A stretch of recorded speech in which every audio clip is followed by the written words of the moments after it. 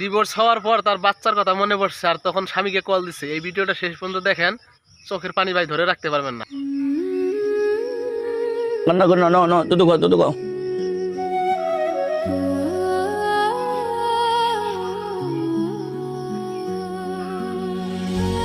Hello, কি ব্যাপার?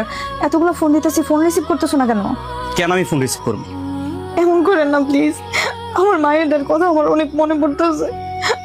কালকে রাত্রে ওরা নিয়ে অনেক খারাপ একটা স্বপ্ন দেখছি। একটু প্লিজ ভিডিও কল করে দেখান। আমার মায়ের কথা মনে পড়ছে? আমার মায়ের কথা মনে পড়ার কোনো দরকার নেই। আমি আমার মাইয়ার বাপ, আমি আমার মাইয়ার মা, আমি আমার মাইয়ারে যত্ন করে রাখতে পারবো। তোর এখানে ফোন করে আমার মায়ের খবর নিতে না, ঠিক আছে? যে জায়গায় আস সেই বেড়া হলে থাক, ঠিক আছে?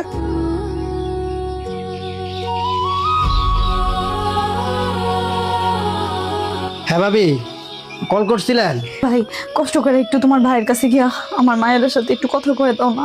ভাবি বাইরেনো গেলে তো ভাইয়ন চেতাচেতি করবে, এটা আমি পারতাম না। ভাই দয়া করে যাও না একটু, আমার মায়ের দেখতাম আমার অনেক মন চাইতেছে। আচ্ছা ভাবি, লইয়া যাইতেছি। ভাইয়া ভাবিয়ে কল দিয়েছে। ভাবি কল দিছে মানে? ওই বেটা কিসের ভাবি? ওই আরেকজনের ঘরে চলে গেছে, আবার ভাবি কিসের? হ্যাঁ, তুই ফোন রিসিভ করস কি লিগা? ওরে ব্লক করে দিবি। ভাই শোনো, তুমি ফোনটা কাটো না, একটু দয়া করে লাউড স্পিকারটা দাও। ভাই উনি কইতেছে লাউড স্পিকারটা একটু বাড়াই দিতাম। ঠিক আছে, লাউড স্পিকারটা দে।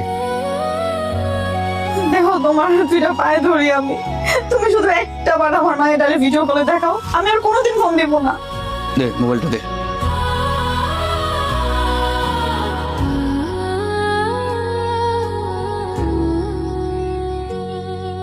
আম্মু, ও মা, দেখো তোমার মা তোমার ফোন দিছে। কেমন আছো মা?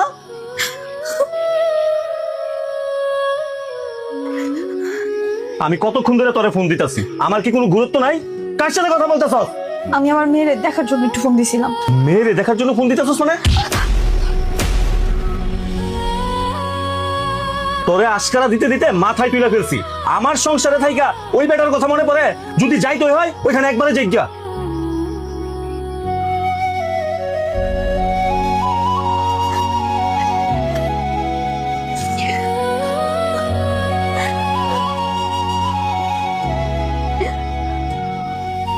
আপনার যে কষ্ট দিচ্ছি, এটার ফল পাইতেছি। ভালো থাইকা।